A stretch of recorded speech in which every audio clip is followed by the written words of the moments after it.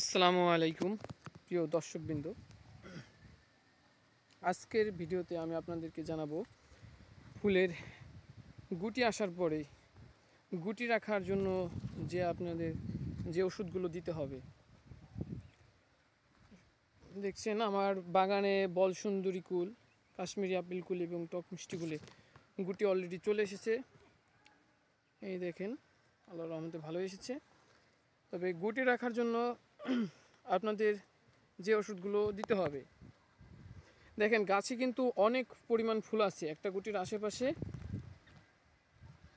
4 থেকে 5টি ফল আছে, অনেকগুলো ফুল আছে। এই ফুলগুলো যখন ঝরে পড়বে তখন আপনারা হালকা বিষ স্প্রে করবেন এবং ছত্রাকনাশক যেটা আছে অ্যাসিবিন সেটা স্প্রে করবেন। দেখেন আমার কিন্তু বলসুন্দরী, এটা হচ্ছে আমার বলসুন্দরী কুল, অলরেডি গুটি কিন্তু আল্লাহর রহমতে বড় হয়ে গেছে।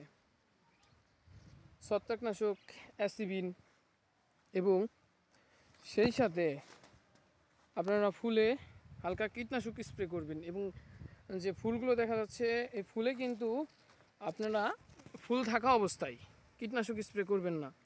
কীটনাশক স্প্রে করলে ফুলের গুটি হলুদ হয়ে যাওয়ার সম্ভাবনা আছে।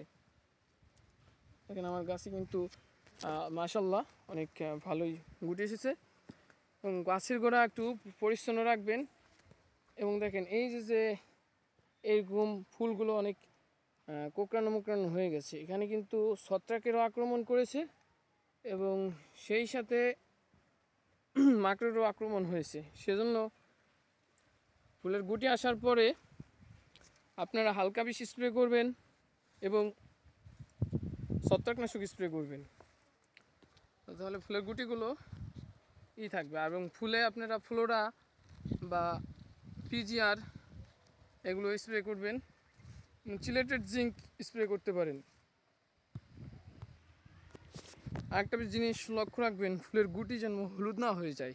এবং গুটি ধরেন এখানে, এটা হচ্ছে আমার কাশ্মীরি আপেল কুল, এখানে 5 থেকে 6টি গুটি থাকলে তার মধ্যে 2-1টি হলুদ হয়ে স্বাভাবিকভাবে পড়ে যাবে। তবে সেটা না পড়ার জন্য আপনাদেরকে লক্ষ্য রাখতে হবে গাছে যেন কখনো ছত্রাকাক্রান্ত না হয় এবং অনুপুষ্টির অভাব না পড়ে। অনুপুষ্টি ধরেন গুটি একটু বড় হওয়ার পরে আপনারা 16 বার বোরন স্প্রে করে দিবেন এবং সেই সাথে ছত্রাকনাশক স্প্রে করবেন এবং ভিটামিন তো স্প্রে করবেনই। তবে এগুলো স্প্রে করার মাঝে কিছুদিন ব্যবধান রাখতে হবে। এবং এই যে এখন গুটি অবস্থায় কিন্তু ফুলে কখনো বিষ দিবেন না। গুটিটা হয়ে যাওয়ার পরে ধরেন এখানে একটা ফুলে অনেকগুলো গুটি রয়েছে, একটা ফুলের থোকায় যখন আপনার 90% ফুল ঝরে পড়বে এবং 20% গুটি থেকে যাবে, তখন কিন্তু আপনারা বিষটা স্প্রে করবেন। তার আগে কিন্তু বিষ স্প্রে করবেন না।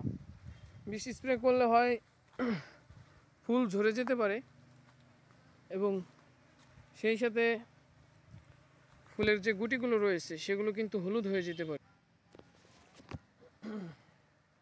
এই দেখেন আমার কিন্তু এটা প্রথম বছরের গাছ। আল্লাহর রহমতে মাশাআল্লাহ ভালোই ফুল এবং ফুলের গুটি দেখা যাচ্ছে।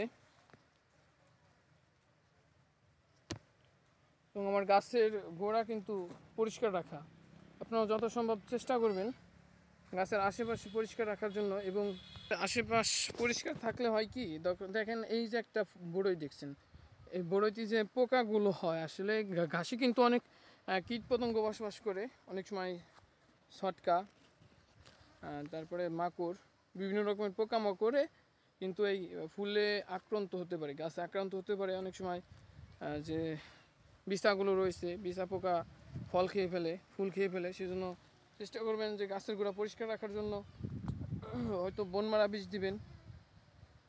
আর গুটি যখন এখানে আপনার ফুল 40% ঝরে পড়বে বা গুটি যখন থেকে যাবে আর কি, প্রত্যেকটা থোকায় যখন 5 থেকে 6টি পরিমাণ বড়ই দেখা যাবে, যে আমার অলরেডি এখন দেখা যাচ্ছে প্রত্যেক থোকায় 3-4টি করে বড়ই রয়েছে।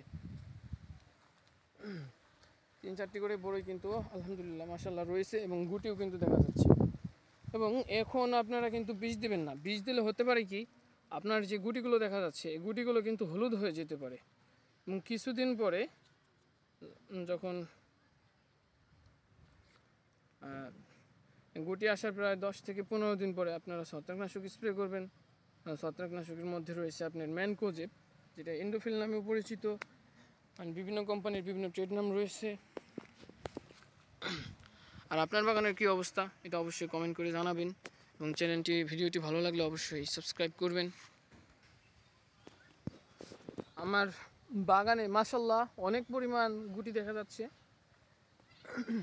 গুটির পরিমাণও অনেক।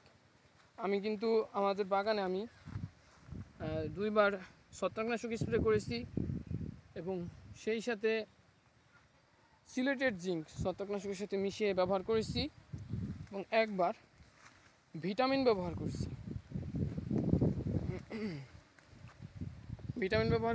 এখন পর্যন্ত ফুল আসার পরে কীটনাশক এ পর্যন্ত ব্যবহার করা হয়নি, মাশাআল্লাহ। তবে কিছুদিন পরে আর কি, যখন গুটিটা দেখবে এবং ফুল কিছু অংশ ঝরে পড়বে, এবং গুটি রাখার জন্য তো অলরেডি ওষুধ দিয়েছি, যেটা ভিটামিন আছে সেই ভিটামিনটা কিন্তু ফুলের যে গুটিটা রাখার জন্য সেটা রাখার জন্য কিন্তু ভিটামিনগুলো দেওয়া হয়। আর আপনার বাগানের কী অবস্থা সেটা ইনশাআল্লাহ কমেন্টের মাধ্যমে আপনারা জানাবেন। আশা করি ভালো থাকবেন।